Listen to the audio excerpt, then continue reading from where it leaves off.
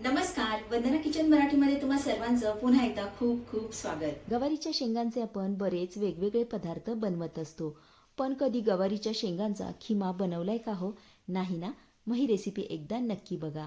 आजपर्यंत अशी युनिक वेगळी रेसिपी तुम्ही कधीही खाल्ली नसेल. चवीला एवढा जबरदस्त बनतो हा खिमा की भूक नसताना देखील एक म्हणता 2 चपाती भाकरीच नक्कीच खाल.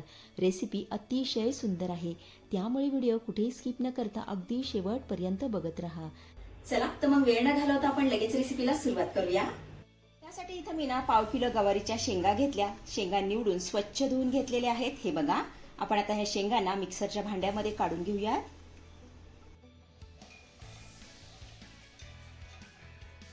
त्यानंतर यामध्ये आपल्याला छोटी अर्धी वाटी किसलेलं सुकं खोबरं घालायचंय.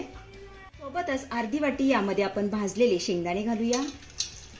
त्यानंतर 3 हिरव्या मिरच्या घालायच्या, अर्धा इंच आलं घालूया, 7 ते 8 लसूण पाकळ्या घालायच्या. आता हे सर्व साहित्य आपल्याला पाणी न घालता जाडसर असं वाटून घ्यायचंय. तर इथे बघा, गवारीच्या शेंगा आणि त्यामध्ये घातलेलं सगळं साहित्य असं जाडसर वाटून झालेलं आहे. आपण आता हे थोड्या वेळासाठी बाजूला ठेवूया. त्यानंतर गॅसवरती मी कढई ठेवून घेतली. यामध्ये घालूया 2 चमचे तेल.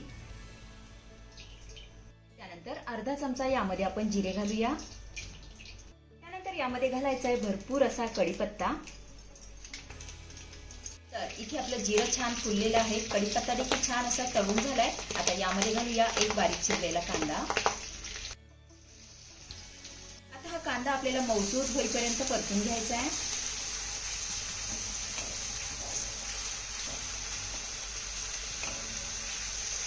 कांदा आपला चांगला मऊसूत परतून झाला की एक चिरलेला टोमॅटो यामध्ये घालायचा आहे.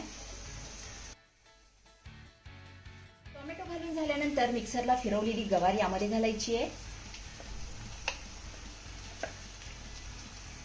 आता ह्या फोडणीमध्ये वाटलेली गवार आपल्याला 2 ते 3 मिनिटं चांगली परतून घ्यायची आहे. अगोदर हिला चांगली मिक्स करून घेऊया.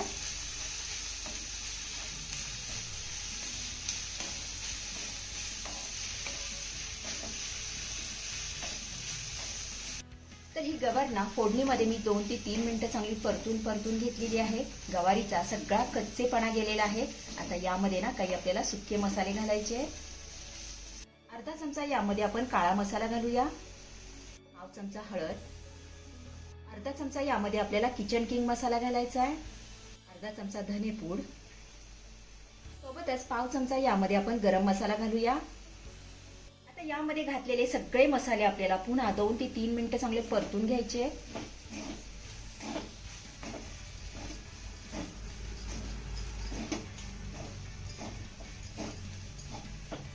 चला, इथे आपले सगळे मसाले चांगले परतून झालेले आहेत. आता यामध्ये ना आपल्याला 1 ग्लास गरम पाणी घालायचंय.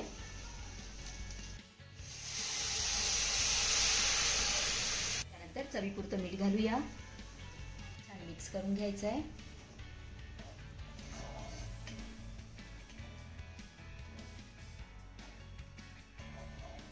इथे आपलं सगळं साहित्य चांगलं मिक्स करून झालेलं आहे. आता गॅसची फ्लेम ना आपल्याला लो करायची आहे आणि यावरती झाकण ठेवून ही गवार ना मऊसूद अशी शिजवून घ्यायची आहे.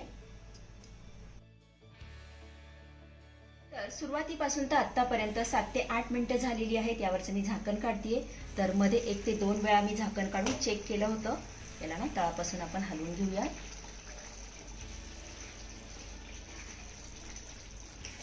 बघूया आपण आता आपली गवार शिजली आहे का. तर इथे तुम्ही बघू शकताय गवार छान अशी मऊसूत झालेली आहे. तर इथे आपला गवार खिमा बनवून तयार झालेला आहे. आता वरती घालायची आहे बारीक चिरलेली कोथिंबीर. तर इथे आपला चटपटीत असा गवारीचा खिमा बनवून तयार झालेला आहे. हा तुम्ही ज्वारीची भाकरी, चपाती किंवा पावासोबत खाऊ शकता. चवीला एकच नंबर लागतो. अतिशय साधी आणि सोपी रेसिपी आहे, नक्की करून बघा.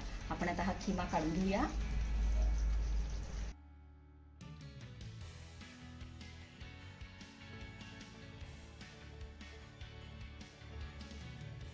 तर मंडळी, कशी वाटली आजची रेसिपी? आवडली आहे का तुम्हाला? रेसिपी आवडली असेल तर अशाच नवनवीन रेसिपी बघण्यासाठी वंदना किचन मराठीला नक्की सबस्क्राईब करा. चला तर भेटूया पुढच्या रेसिपीमध्ये. धन्यवाद.